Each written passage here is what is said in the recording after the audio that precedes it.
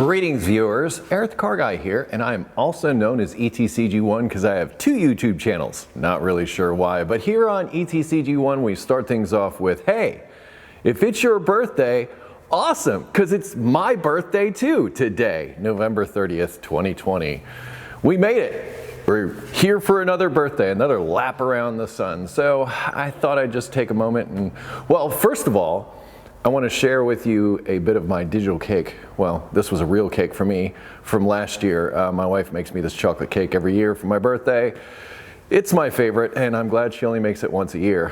It may not look like much, but it's freaking delicious. And this one I had to put some eyeballs on. Well, I wanted to eat something with a face. Hey, it was my birthday. I could do what I want. Celebrities that share a birthday with us that were born on November 30th. Billy Idol, Ben Stiller. A notable one is Mark Twain, Chrissy Teigen, and my favorite of all that I share a birthday with, Mr. Krabs. Yes, he is my favorite celebrity birthday that I enjoy sharing November 30th with. But not only is it my birthday today, you know, I know a lot of you wait for the Monday because that's when ETCG1 videos come out to get your birthday wish. My particular birthday this year falls on a Monday. But it's also my 50th birthday. Yes, I am officially 1/2 century old, which makes me officially old, I guess. Now, I've done a few things in that time. I mean, auto mechanics was not the first thing I did, so I thought I'd take a moment and share some of the weirder jobs that I've had with you on this video. One of them was, I used to make fake trees for a while. You know, that sounds funny and weird. But yeah, I used to make fake trees, the kind you see in shopping malls and things like that. In fact, the Buffalo Main Place Mall years ago, I don't know if they're still there, but we worked on those trees that were in there. Even though we were a company based out of Pittsburgh, we traveled around a bit. Also set up all the Christmas decorations for the city of Pittsburgh. I've been in just about every building downtown because of that job.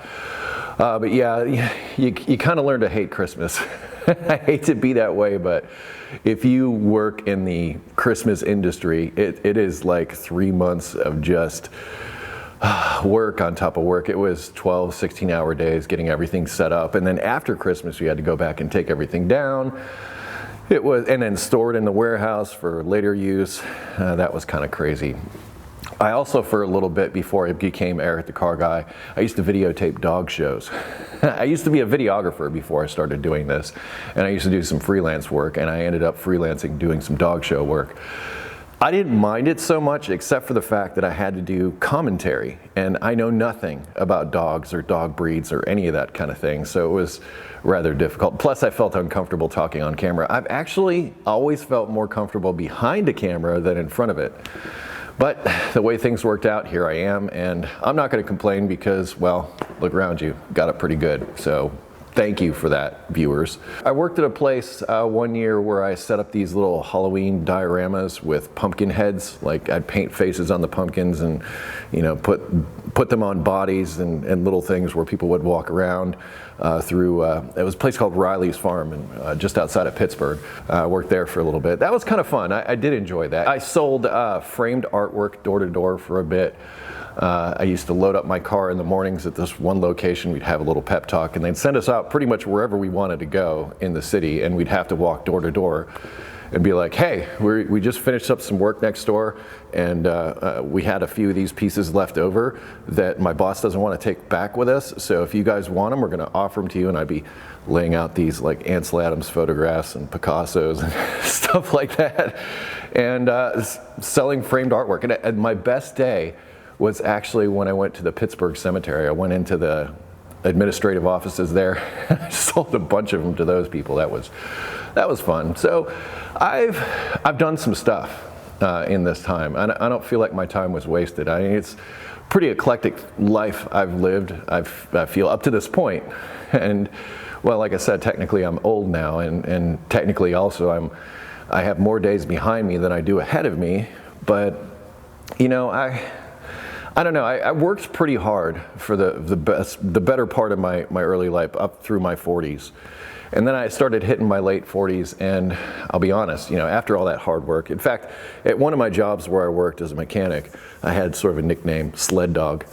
And the reason I had that is because I was literally relentless in how I worked.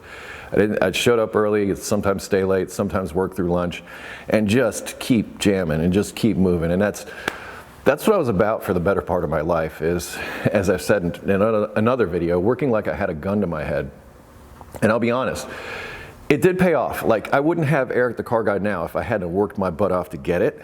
But the thing of it is on the other side of that, when the hard work is done and when you're on the backside, I ended up depressed, if I'm honest, and I'm still working through that a little bit. And it robbed me of motivation.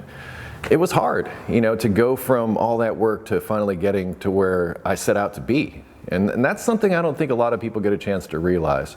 And I was able to realize it by 50. I was able to realize a dream, so to speak, to make a living from my art. And that's the other thing I don't know if I've mentioned, but I actually started out in art school before I became a mechanic. And well, if you want to read more about that stuff, I'll link my about down in the description. But that said, here I am at 50, and it's my birthday. And if it is also your birthday, as I said, happy birthday.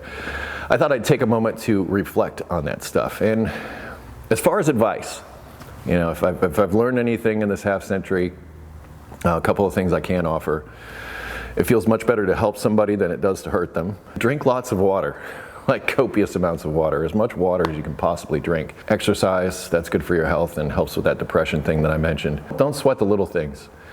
I mean, family and friends are honestly the most important things. Money and all that other stuff, that's really not that important. It's easy to say now that I have it, but I'm literally speaking from a place where, I used to donate plasma so I could buy ramen noodles and 50-cent drafts at the bar. And yeah, of course I went after I donated blood because it had more of an effect. That's what you learn. You learn to game things when you're destitute. And having been destitute and having worked my way out of that, so I do have a perspective on what that's like. But I can say that much of it is really in your head. And if you work hard and you're lucky, I've got to be honest, there was a lot of luck that got me here too. Things might work out for you, and it might take a while to get there. And lastly, I'll leave you with this. If you can't take it day by day, take it hour by hour. If you can't take it hour by hour, take it minute by minute, and just keep breaking that down. As long as you get through the next minute, well, you keep going, and sooner or later, those things just fade away into the past. Time is your friend, and it's not your friend, because they say youth is wasted on the young. Well, I think the reason they say that is because by the time you're old enough to have the wisdom to realize that good health and mobility are probably some of your greatest assets, it could be too late, and you could be on the other side of it. So there's some helpful advice that I'll offer you.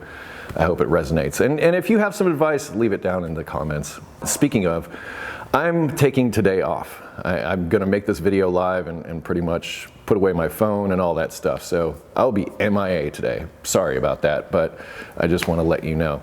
So I won't be in the comments for, a day or so. But anyway, happy birthday to me and whoever else has a birthday on November 30th. If you have automotive questions, ericthecarguy.com, linked in the description along with additional stuff if you care. Go down there, click links and stuff. Anyway, I'm gonna go enjoy myself. Thanks for tuning in today. Thank you for helping me make both of these channels into the success that they are.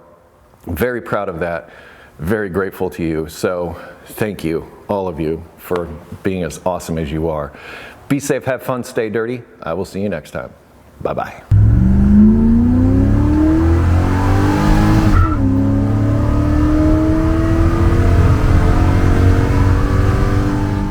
For those of you that have stuck around, here's a little bonus. The reason why I say if it's your birthday, happy birthday at the beginning of the videos, well, there's several reasons, but where I got it from was from Philip DeFranco. Years ago, he used to do that on a show. I used to watch him all the time when I first started doing YouTube. But I thought I'd share that little tidbit for you in case you wondered the origins of, hey, if it's your birthday, happy birthday. Anyway, happy birthday. I'm gonna go off and have some fun. See ya.